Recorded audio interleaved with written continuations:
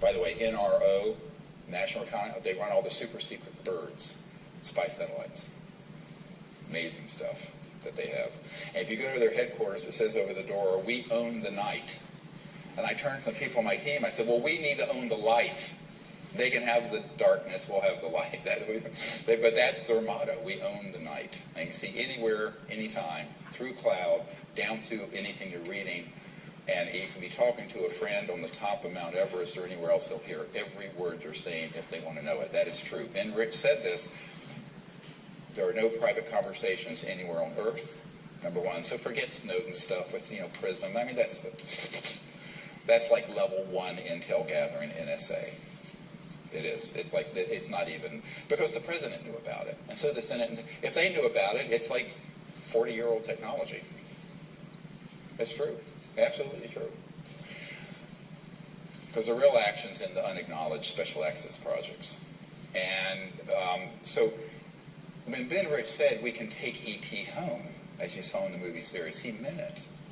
So we had master gravity-controlled trans-dimensional systems. Now there's all kinds of conspiracy things. We're not actually allowed to go out there because there's sort of a containment zone around Earth until the rampaging primates make peace. That would be us.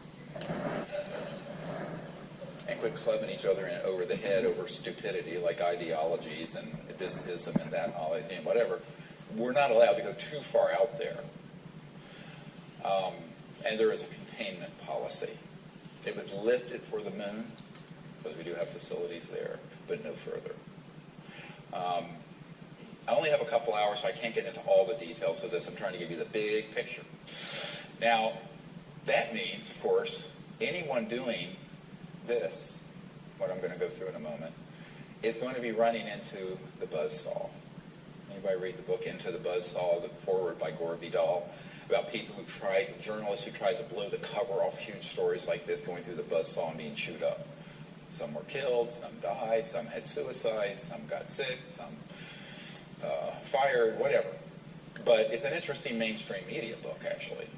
And you're going to have to contend with the fact, and this was why I brought all these folks to Washington, and I had them meet with senior people on my team who have been in these unacknowledged special access projects and been with me at briefings. I introduced, there's an astronaut named Edgar Mitchell. I introduced him to all this. I brought him to the Pentagon to brief Admiral Tom Wilson, who is the head of intelligence for the Joint Chiefs of Staff.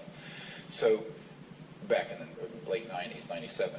So that is all a process that they needed to know before they stepped into this. Now, I wasn't trying to scare them off, although I may have a bit, because it caused a few-year delay. But I wanted them, in medicine we call it informed consent. And I wasn't going to lie when they asked me what kind of security risks would there be to us doing this. I said, well, first of all, the people keeping the secret transnational.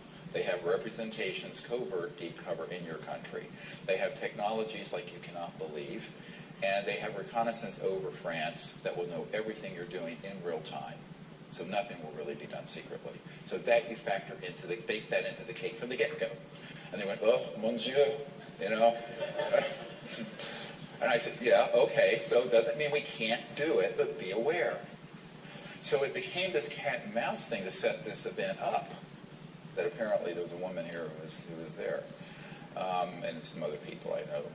And they had to set up a security perimeter, a radar perimeter, divert air traffic, everything for this event. These 3 nights in the Brittany on a 2,200-acre estate that had been part of a family who, ironically, helped organize the French Revolution, like my mom's family did in America, but who also specifically organized the beheading of Marie Antoinette. Some very interesting vibes at this estate. Anyway, but welcome to my world, a little strange.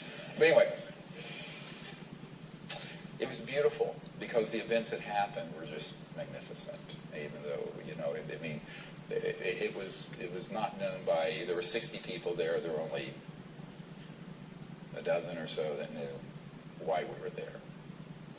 but it was an introduction to them of how to go into the samadhi state, remote view interstellar civilizations, create a coherent thought sequence that results in contact being linked into their electronic systems, ET electronic systems that interface with coherent thought, how to comport oneself when events are taking place, etc., and so on and so forth, as well as what to monitor.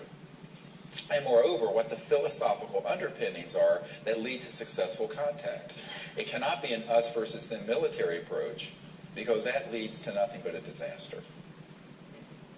And, in fact, the last 60 years prove it. Eisenhower did actually meet with ETs at Muroc, M-U-R-O-C, near Edwards, what's now Edwards Air Force Base. I believe it was 54 or 56. I have to look at my documents. And I actually got a letter from someone who was there with Eisenhower at the meeting that was sent to me by the French intelligence. They had it. It was very interesting. I wish a lot of this had made its way into the movie series. We're going to do a follow-on documentary if we find the filmmaker who wants to do it. Anybody know a good one? Come to Charlottesville, Virginia, near the University of Virginia. We'll do it within 6 months. So that is, that was something that when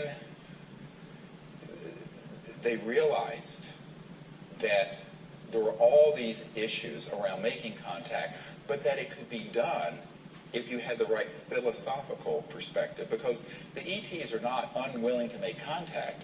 They're not unwilling to make contact with buffoons or militarists or people who have an antiquated pre-diluvian worldview that anything we don't understand we have to shoot and kill and knock down out of the sky.